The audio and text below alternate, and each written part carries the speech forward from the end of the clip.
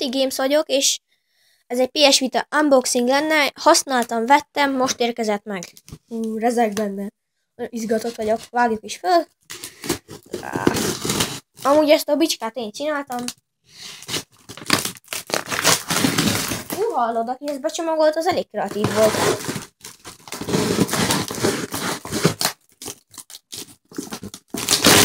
Egy játék volt, kettő játék volt hozzá. Kíváncsi vagyok, hogy betartotta az eladó, meg hogy nem szar a PS Vita. Mert amúgy néztem róla egy csomó videót. Ó, itt van. Egy töltő. Ezt fel is vágom. Így. Na mindegy, ezzel majd máskor. Itt van egy játék, megmutatom nektek, olyan pici. Ezt nem értem, minek kell felragasztózni, ha mindegy. Ilyen pici egy játék. Elég jó. Na, és akkor itt van maga a cuccosunk. És sok is ki. Alatt nem sajnálta rá a csomagolópapír.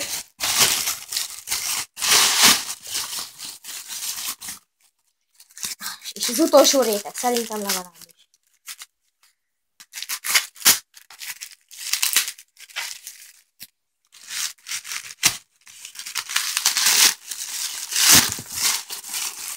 Ó, már látom, hogy ott feketedik.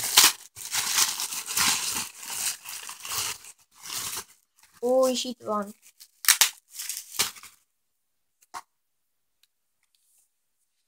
Azt a de rohadt jól néz ki.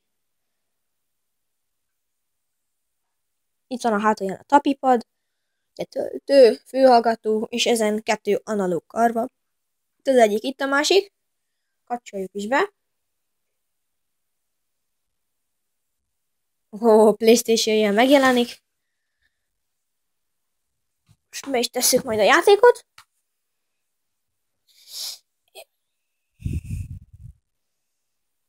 Ó, ez a menü nagyon jó. Itt a Rayman, azt kaptam hozzá. Meg még elvileg vannak rajta játékok letöltve. Igen, itt van a játékok. Használtam, vettem a jófogáson, és szerintem elég jó vétel volt majd is.